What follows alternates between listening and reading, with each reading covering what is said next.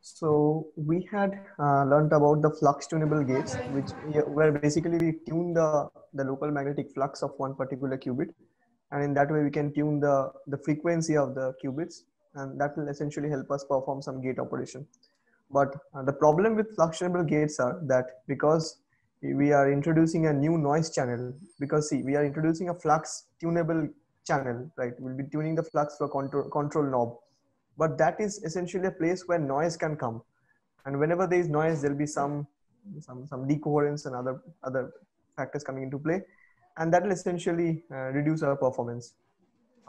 In that regard, microwave gates are far better, and because they feature longer lifetimes, and they are not that much sensitive to flux noise, because you're essentially keeping the flux constant. The flux is constant, the frequency is constant. What you're doing, you are just applying some microwave pulses, and you are trying to tune the gate on or off. So essentially, it's a fixed frequency gate.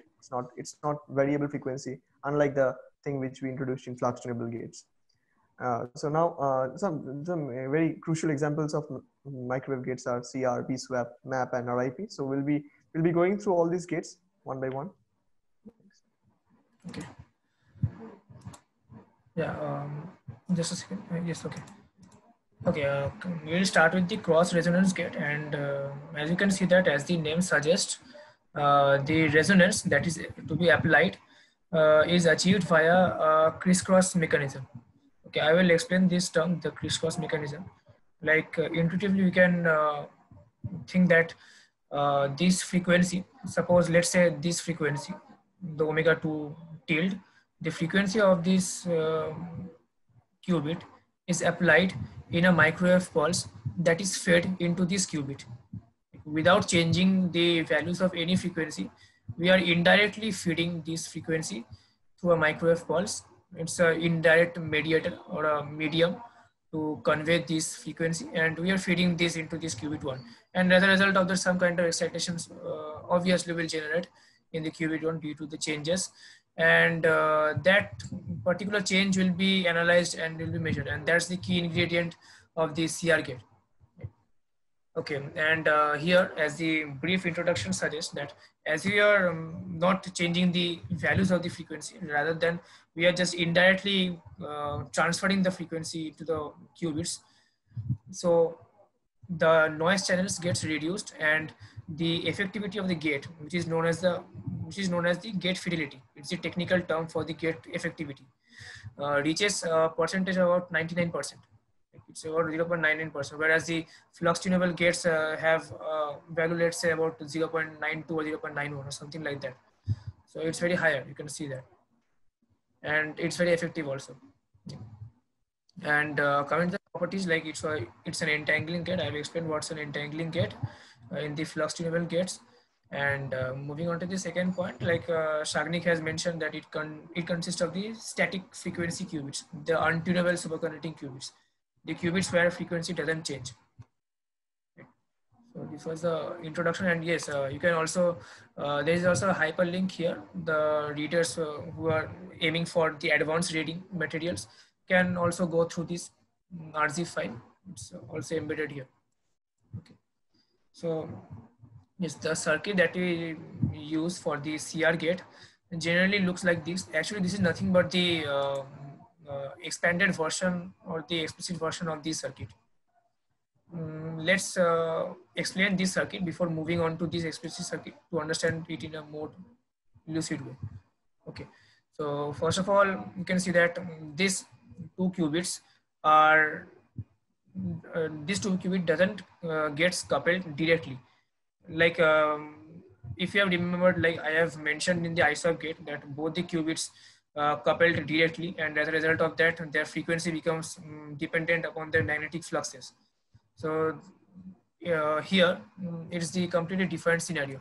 We can see that two qubits are not coupled directly, rather than they are coupled through a coupler or a cavity, which is nothing but a LC oscillator.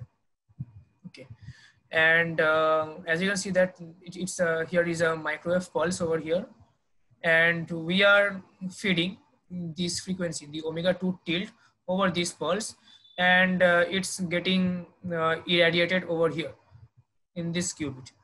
And there is a basic convention here, like to say that when you are dealing with the 2-qubit manifold, the frequency of the qubit, which is irradiated and fed into the microwave pulse, it will be considered as our target qubit. Like in this case, the frequency of qubit 2 has been irradiated. We can see that omega 2 tilde has been fed. So clearly qubit 2 becomes my target qubit. And the other one, or the qubit in which the pulse is fed, is our source qubit. So here my qubit 1 is the source qubit. And basically, if we want to combine all these microwave gates in a nutshell, then we can conclude that there are basically 2 qubits, under one which is target qubit, and one is our control qubit. And all the changes or all the analysis that takes place is in our target qubit by tuning or by changing the source qubit. Like we'll be changing the different values or different parameters of qubit 1, and accordingly we can see that the changes in the qubit 2 are getting induced, and that's what we are going to analyze. Okay, so this was a expanded version of that circuit. Basically, this is the structure of a qubit, a superconducting qubit. This is a series of Josephson junction. So okay, Josephson junction, and along with that you can see that capacitor has been shunted parallelly to it. Similar structure we can see that in qubit 2 as well, and it's capacitively coupled through a mediator.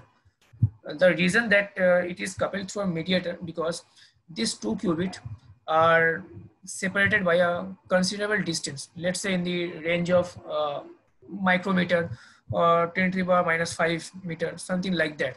So for maintaining a good connectivity, it has to mediate through a coupler. And this is the actual line of a microwave wave. So this is a AC source here, and from this microwave pulse is generated, and depending upon which is our source qubit or which is our target qubit, it collects the frequency, and it feeds that frequency into another qubit. And these are the backup circuits. Like in case the connectivity gets weakened due to some errors or due to some leakage, then this circuit provides some amount of mutual inductance to ensure a strong connectivity here. And this is an amplifier in case the signal or the pulse fades away over the distance. So here's the amplifier. So this is basically a circuit that we generally use for a CR gate. Okay.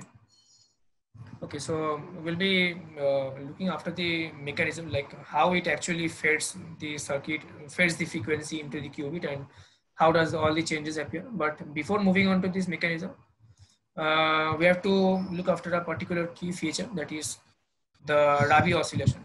It's basically a key ingredient of this CR gate. So we have to understand properly what basically a Rabi oscillation is. Okay, so when you are dealing with the qubits, like there are some stages when my qubit acts as a state of 1, and there are some stages under the time evolution when my qubit acts as a 0, straight 0. And also there are some stages where my qubit acts as a combination of states of 1 and 0. So the sinusoidal waveform that basically describes this is our Rabi oscillation. You can see that the one state here is represented by a blue line graph or a sinusoidal waveform, and the 2 is represented by the orange graph. Basically, we are dealing with the higher states here, so it's represented by 1 and 2. Otherwise, if you are dealing with the computational basis or the lower basis, then we'll be having a state of 0 and 1. Okay, but the graph looks exactly like this.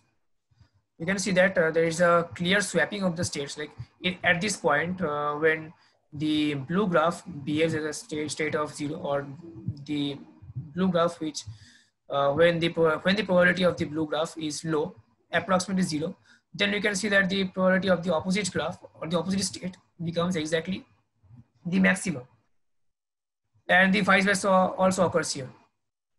So it's nothing but the swapping of the population states, or the population densities of the states that we are really interested in or that we are operating. And the source of this particular sinusoidal waveform is our oscillating field. Generally, in presence of any kind of oscillating field, be it an electric field or a magnetic field, the sinusoidal waveform takes place like this, and all the general analysis based on the 2-qubit gates or even higher or richer physics takes place from this Rabi oscillator. So it's a very important factor and it's a very important property for the superconducting qubits. Okay. Like now we come to like what are the things that we look while operating the cross resonance gate. First point that I have mentioned is that the basic convention, where I have mentioned that we have to analyze the target qubit by changing the various values for control qubit. This is the point one, and we'll look into this. Point number two, which I just mentioned now, is that the Rabi oscillation that generally originates because I have said that I'll be feeding a microwave pulse containing some frequency, and as a result of that, the qubit in which I am feeding the pulse will show some kind of excitations. And as a result of excitations and the oscillating field, in the presence of oscillating field, the Rabi oscillation will get induced. And it will get induced on the target qubit. And in this case, it's my qubit number 2. Okay, and basically we will be analyzing this Rabi oscillation to analyze this entire gate. In a nutshell, I can say that this entire gate is based on the Rabi oscillation only.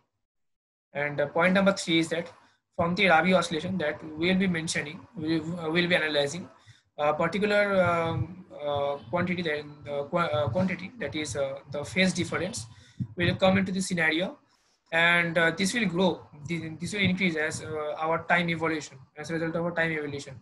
And at a particular point when this will achieve a particular value, we can realize we can realize that our gate performance is done. And obviously that particular value depends upon the kind of parameters that we are using. Okay. So we'll be expanding these points in the later slides. Okay. Now moving on to the actual mechanisms. The point number 1 I have mentioned. This was the basic convention. Yes, coming to the point number 2. For point number 2, I have to move back to this slide.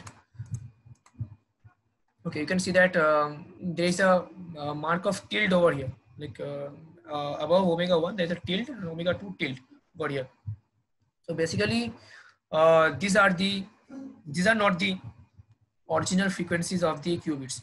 Rather than these are the modified frequencies, and corresponding to the modified frequencies, there are modified states, which actually modified through some mathematics. I will also come to that mathematical part, but as of now, we can visualize this in a way that my entire mechanism takes place, or my entire gate operation takes place on the basis of these modified states only. Remember that the original frequencies of the qubit doesn't play any role in the CR gates. The modified frequency plays.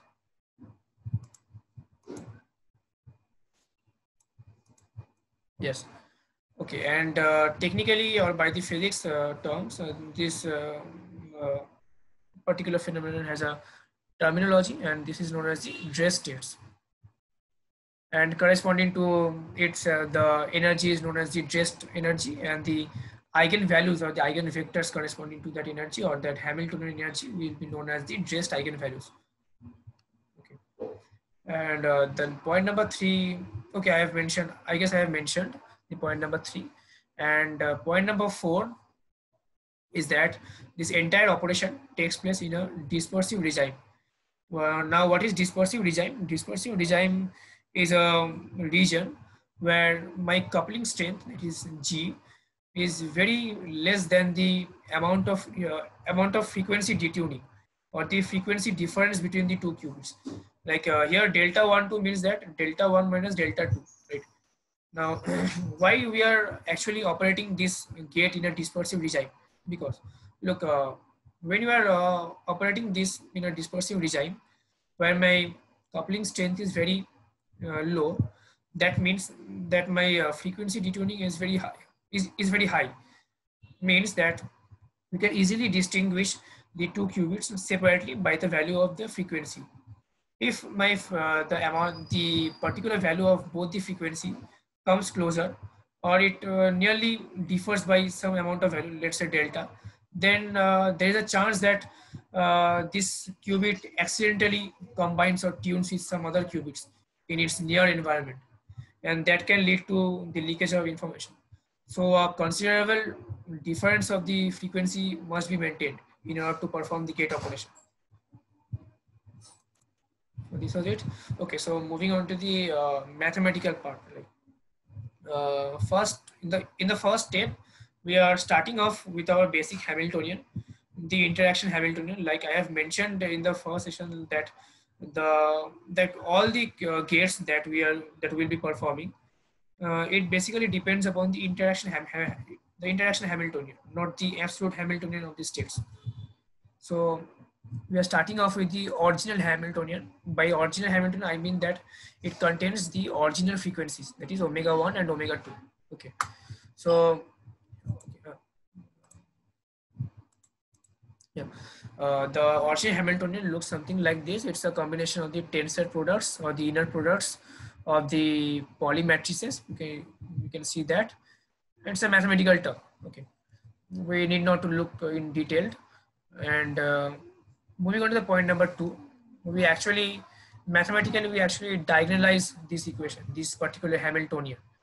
And when you are diagonalizing it, we get some new states, like my omega 1 and omega 2 gets modified, or gets some add, or get the value of the omega 1 and omega 2 gets added or subtracted by some value.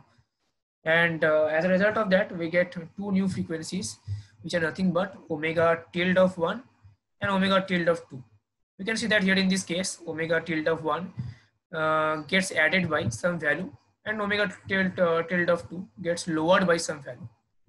And corresponding to that, if I plot the energy spectrum, then we can see that the energy state of this particular thing gets risen by this value, that is J by delta, and the energy state corresponding to this gets lowered by this value, J by delta. Basically, why we are creating such J states, because we want to highlight the energy difference between the two states. We want to get more energy difference, and as a result of that, the transition becomes more smooth and the gate fidelity rises. That's why we are doing so. And this particular value, the change value, that is the increment or decrement value, the J by delta. J is the Josephson energy here, the energy corresponding to the Josephson inductance. Josephson inductance is just here that I have shown. Yeah, this one, the block that we are mentioning here, it's the Josephson junction, and corresponding to that, there will be some energy, and that's basically J.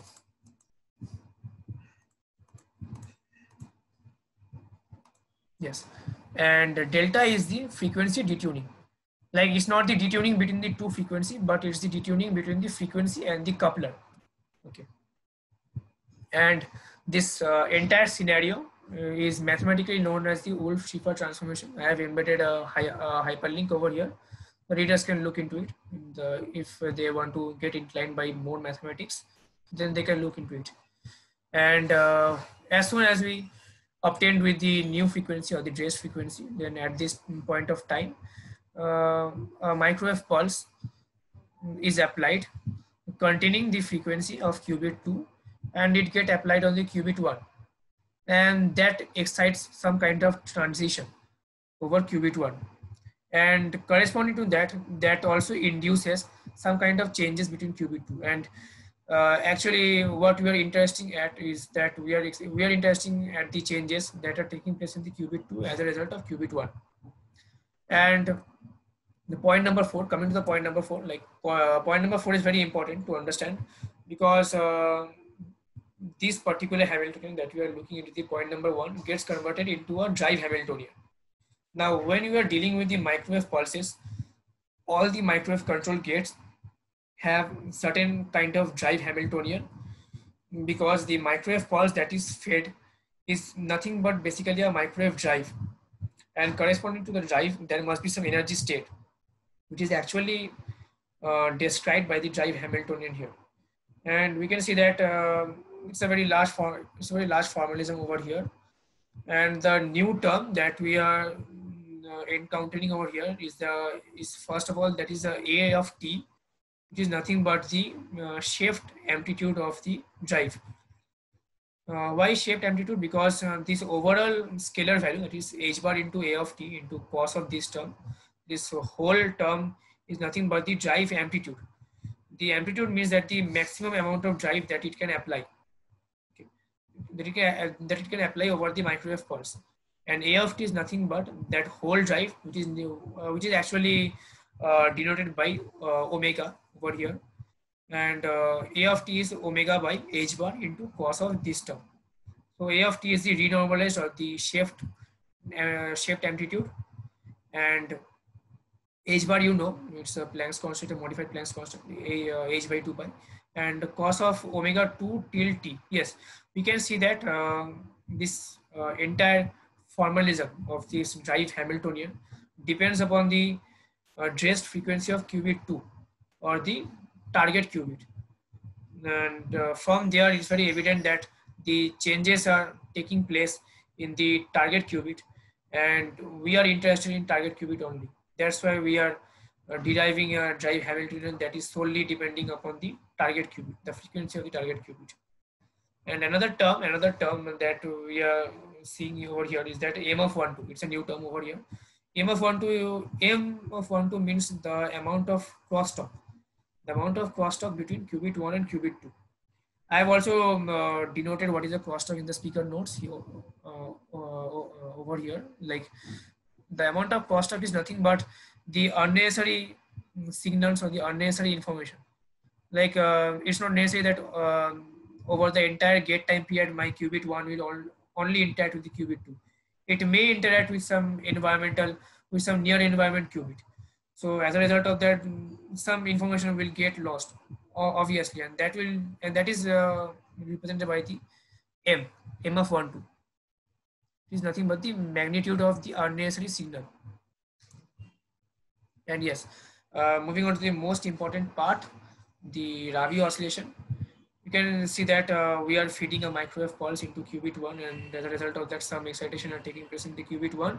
And as we are applying a magnetic field, so obviously we know that magnetic field is oscillating in nature, and also we are applying a AC source over here. So obviously the field is oscillating, and as a result of the oscillating field, as I mentioned, the source of oscillating field is Rabi oscillation.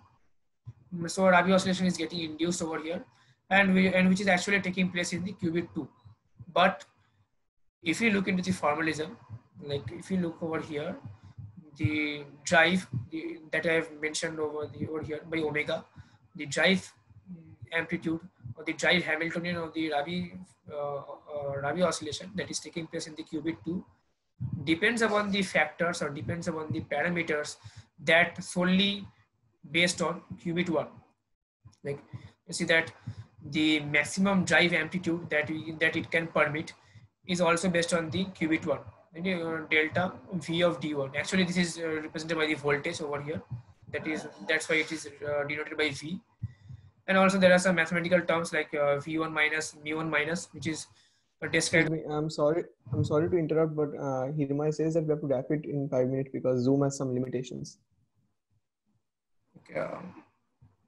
Sorry. So maybe you can just get over real quick. Okay, I guess. Okay. So this is the whole mathematical formula, and you can see that this Rabi oscillation of qubit 2 depends upon the parameters of qubit 1. Okay. Moving on to the next slide, that is analyzing this Rabi oscillation. And so when we are in qubit 0, when you are tuning this the qubit 1 state as a state of 0, then you can observe that the Rabi oscillation that is taking place is maintaining some fixed phase difference. That is, it's a normal Rabi oscillation, we can say.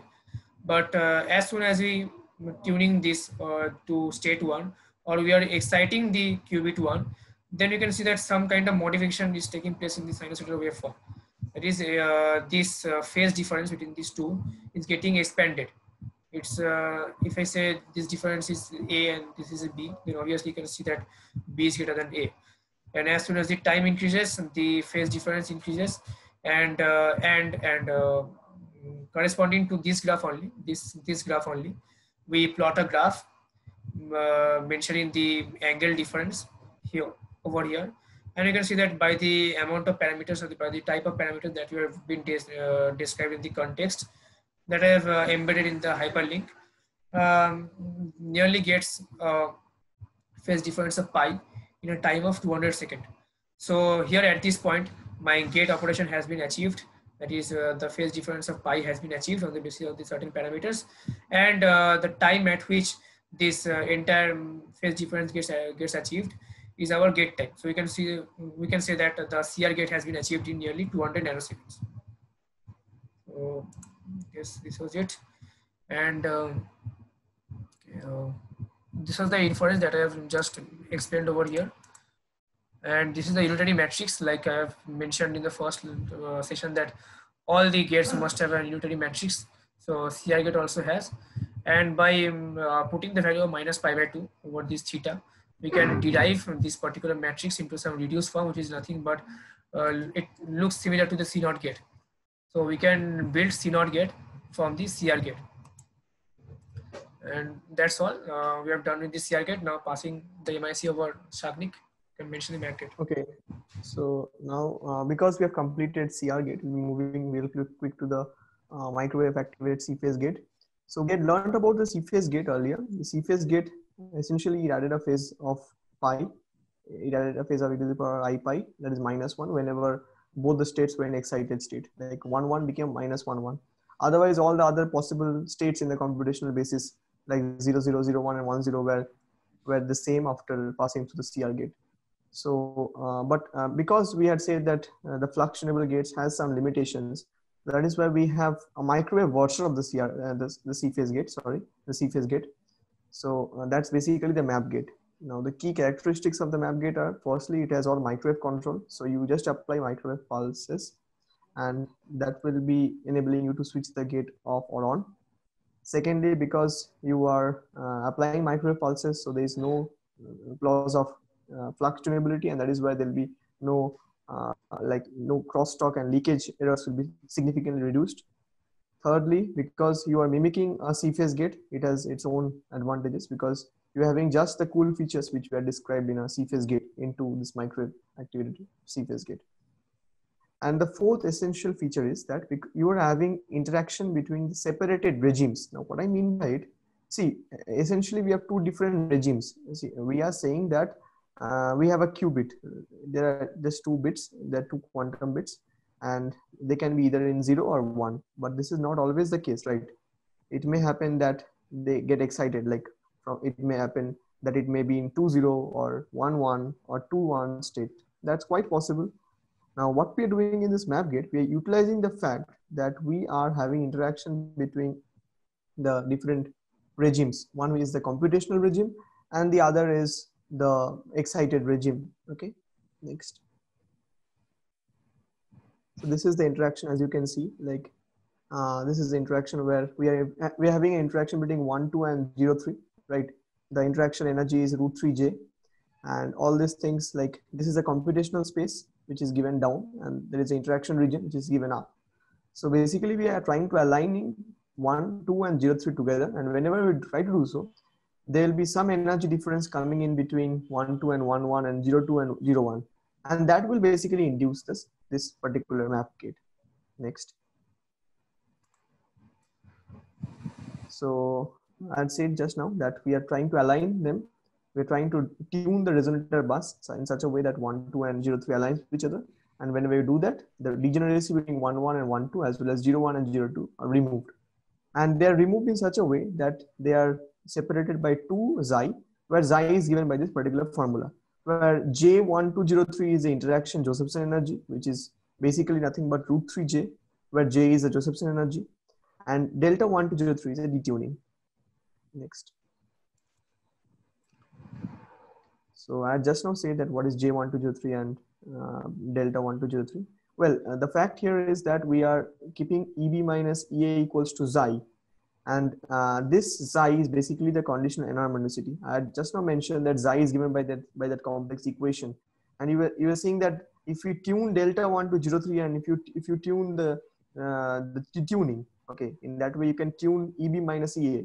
So basically EB minus EA is dependent or conditioned upon the fact that how much detuning you're applying, and that basically makes this very like a very cool thing. Like you're having a conditional feature introduced here. So now I'll talk about the AC Stark shift real quick. That AC Stark shift is basically you have a shift of the energy level whenever you're applying external drive. Okay, so if you apply an amplitude omega to it, then there'll be a shift of omega square by delta D, where this delta D is basically the difference between the transition frequency and the drive frequency. And this has some rich physics, which is beyond the scope right now. But what I want you to understand is that this thing happens, and that is how the energy levels were being separated in the interaction regime. Next. Okay. So yeah. So moving on to the B-swap gate, like previously what we have done is that we have modified or changed some kind of states, and thereafter we have controlled or we have operated the gates. But here in this case, we'll be dealing with the photons itself.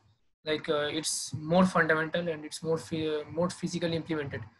Like, but the operation that it does is similar to the ISWAP gate. Like the ISWAP gate, it also exchanges the swaps the states. Just like that, BSWAP also swaps the state, but it swaps the state in such a manner that it swaps in a very high difference region. I will come into it, but the mechanism that it follows is that two photon absorption. Generally, it swaps between the 0, and the 1, state, the doubly ground state and the doubly excited states, and this both 0 gets absorbed by some photon, and they get excited, and subsequently they get or converted into a state which is the 1, and yes, if I compare the ISWAP gate with the ISWAP gate, you can see that the time elapsed in performing this gate, that is the BSWAP gate, is more, since it involves the two photon process, the double photon process, and the interaction type that it was shown in the ISWAP, that it was XX plus YY, but here it is XX minus YY. That means it's destructive over here. What's the constructive or destructive? It's way beyond the scope of physics for us. But what we can understand from here is that the interaction takes place between the X and Y basis, just like the ISWAP gate. Okay. And as I mentioned in the point number 5, that the gate, that this particular gate works in the region where the energy difference is very high. You can see that the energy difference between 0, and 1, is very high. Unlike the one where the ISWAP gate is swapping between the 0, 1 and 1, 0, where energy state was very low, but the energy difference was very low.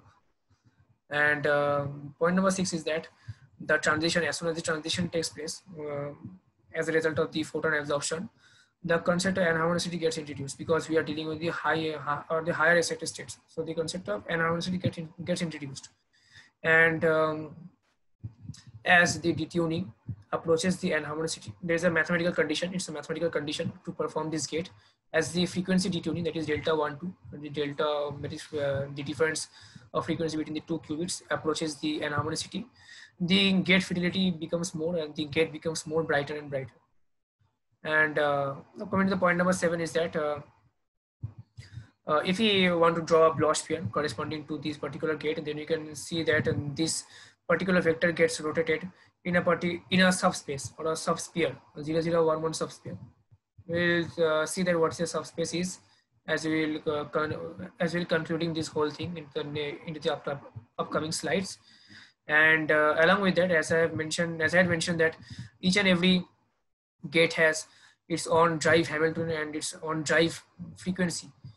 Like for the CR gate, the drive frequency was the frequency of the target qubit, right? But here the drive frequency is nothing but the average of the two qubits minus some value. It's not exactly the average, but it's minus some value, and that value is known as the delta. It's because of it's the real case, and the ideal case it will be just the average of the two qubits.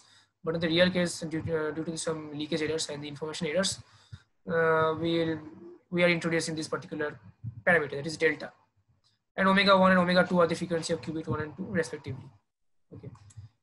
And yes. Okay, uh, so this thing, like in a nutshell, we can just conclude the entire thing. As you can see, all the different gates we had mentioned in the last few slides, last all the slides has been depicted here. As you can see that there are two basic regimes. One is a computational subspace, the computational space where you have 0, 0, 0, 1, 1, 0, and 1, 1. And you have the interaction regime of the higher states like 1, 2, 0, 3, 0, 2. Well, 1, 2 means nothing but that the first qubit is in the first excited state and the second qubit is in the second excited state. And similarly for 0, 3, 0, 2, and so forth. So you can see like as Rahul had mentioned, like in ISWAP, the interaction is between 1, 0 and 0, 1 because they basically get swapped. So there is 1, 0 becomes minus I, 0, 1 and 0, 1 becomes minus I, 1, 0. Similarly, for BSWAP gate, it's the interaction between 0, 0 and 1, 1. And here the energy difference is a bit higher. Also, the C-phase gate we had mentioned, we had interaction between 2, 0 and 1, 1. And the modified C-phase gate, the map gate, there was interaction between the interaction regime and the computational regime. So I think this gives a very clear idea of how all these things work together. And because in a quantum circuit, there'll be many such gates and they'll be operating simultaneously. And this will give us a clear idea of how they operate. Like they'll be operating in this particular fashion.